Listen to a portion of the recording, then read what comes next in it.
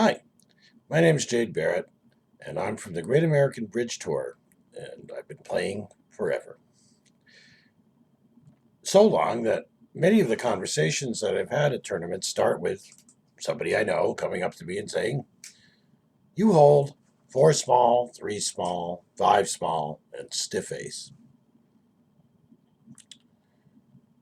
And because we've been talking this language for so long, we know that they mean four spades and three hearts and five diamonds and the singleton ace of clubs. It's not really a secret language or anything. It's just something that comes along with us.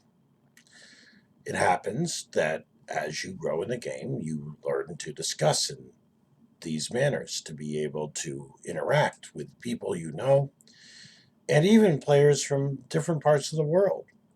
It's a very consistent language. It is also how we learn to listen. Because if you're going to be successful, it's about listening. Most people, when they're playing bridge or often in their relationships or at work, or I'm sure you know people like the ones I'm about to discuss, where the first thing they do is wait to talk. They're looking at their 13 cards, they're waiting for somebody to bid. I mean, you've heard it where it's your bid.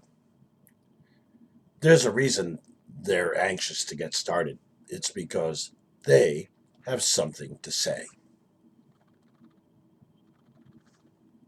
And how many times have you heard partner describe your auctions in which, well, I know you didn't like hearts because you didn't raise them. I knew you didn't like spades because you didn't bid them. Like has nothing to do with this. They're partially right, though, because they didn't hear you bid. But the problem is that they didn't hear your pass either, or your other bids. These aren't random numbers and symbols. If you came up to me and said, I had 14 to 17 balanced. And I said, well, did you have a four card major? I said, well, I did have four hearts. I said, did I have four hearts? No, you bid three now. That's the auction. One no, two clubs, two hearts, three no. And because of that auction, we know I have four spades because I asked a question. I bid a game. Let's think about other times this comes up. I open a heart. You bid a forcing no trump because that's how you and I play. And I rebid two hearts. What I've done is tell you I have a minimum hand with six hearts. What I've listened to from you is that you probably don't have four spades and you needed to hear more from me. Some auctions are a true conversation where you bid one thing and I bid another. And sometimes, and often now, more often in the later days of the game, where the auctions are more competitive, people are always bidding, it's always somebody's involved in your auction, are the times where you really have to listen. Um, Earlier, we had a lesson where the opponents bid every suit except spades. They bid clubs, they bid hearts, they bid diamonds, they bid some more clubs, they bid some more hearts, they bid three no. It reminds me of Sesame Street, where one of these things is not like the others. One of these things is not the same. Now, the person who bid 3-0 isn't saying they don't have spades. In fact, they probably have the suit stopped, or at least they want you to believe they do. It's not really like they threw up their hands and said, well, I don't know what to do, so we'll try 3-0. I mean, maybe that's true, but most of the time, there's a reason for those people to bid the way they are. So I'd really like you to think that your responsibility here is to translate into English, or whatever your native language is, what the auction says. Now, let's say that you and I have agreed to play 5-card majors. You said you had 5 spades as an opening bid. I said I had 4 spades and a limit raise. You said we're done.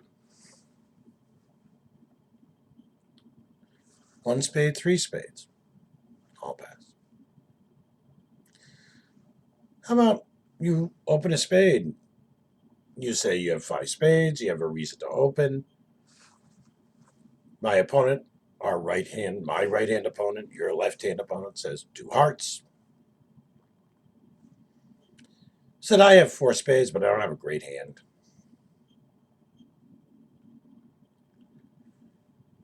For most people, that's 3 spades. And by putting these texts, talking out loud to yourself in your head, translating these auctions, you will learn how to really listen for what's missing. Remember, the game is really about negative inference. It's like what people say and what they don't say is pretty much the end-all and be-all of making good decisions. I mean, we have some basic questions. Like we play Stamen. Stamen's a question.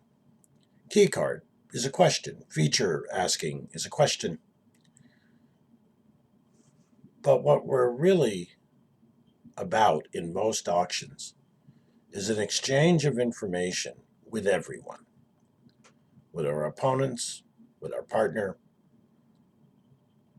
And if we're too busy trying to describe our hand, then we can't really be listening. So if I hear that you're not raising, and I bid another suit, and you're not raising, there's a reason. And it's my responsibility to figure out what that reason is. You said you have 4 clubs, maybe. Usually, you open a club, you usually have 4. You might have 2, you might have 3, but usually you have 4. I bid a heart. You said that you don't have 4 spades, but you have a balanced minimum. That's a 1-no rebid. It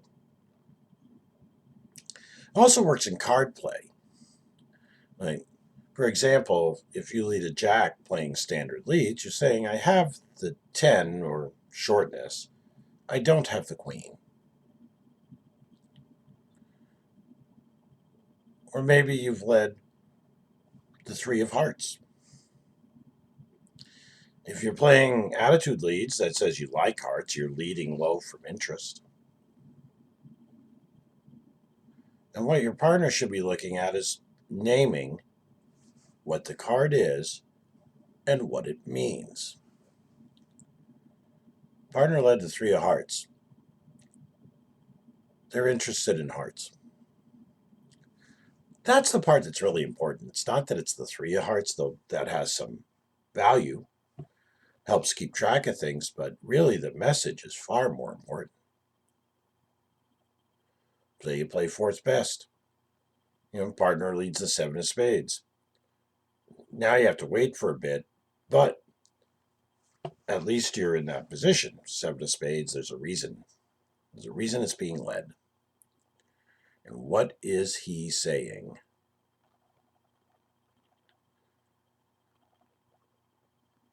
We're defending again. I play the king of clubs, and you play a high club, and I play the ace of clubs, and you play a low club. For me, this says you have an even number. And it doesn't really matter how high or low they are. I mean, one of the more frustrating experiences you can have as a player is that you've been given three non-honor cards, and they're the 9, the 8, and the 7. And partner plays a suit, the suit, and you follow with the 7, hoping they can read it as small. And usually they can. And it's really aggravating when the 5, the 4, the 3, and the 2 is in dummy, and they can see the 6. They know the 7 is low. But because we're accustomed to looking at 7s, 8s, and 9s as higher cards, we don't read the context of the auction and of the play. All we see is that 7. 7 looks high. Does, except when you can see the 2, the 3, the 4, the 5, and the 6. Then it doesn't look so high. Reading and listening. Before we had bidding boxes, all the bids were spoken. All the actions were spoken. And we would talk often about listening to the auction. Now, listening to the auction doesn't mean quite the same thing, though that phrase dates from the first days of the game. Now, there's an extra step. Reading the auction and reading for content. And recognizing that every bid or card that your partner plays is an effort to communicate.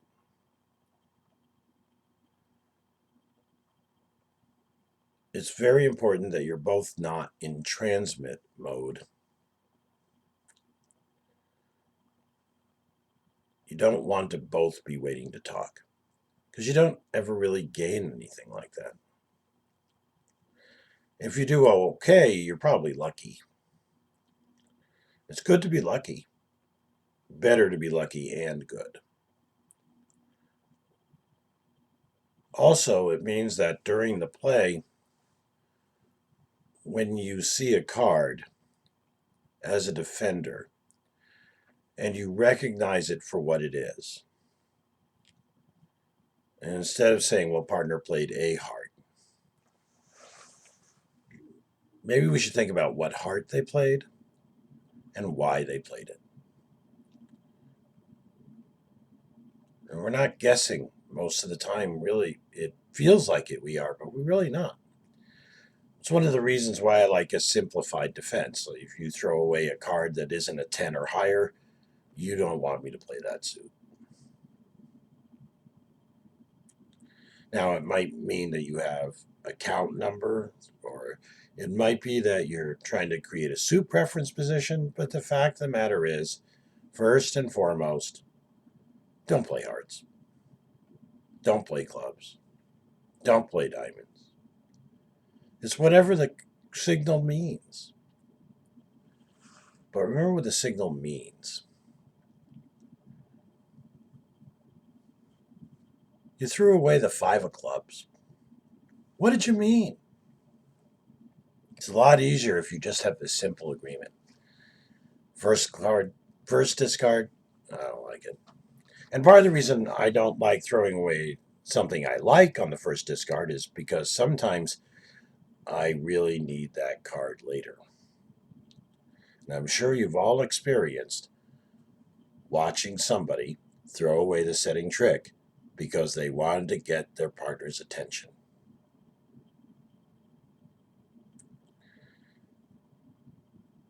Don't be that partner. Don't be the partner who people need to get the attention of. Be there, be focused, be in the game. always be in the game.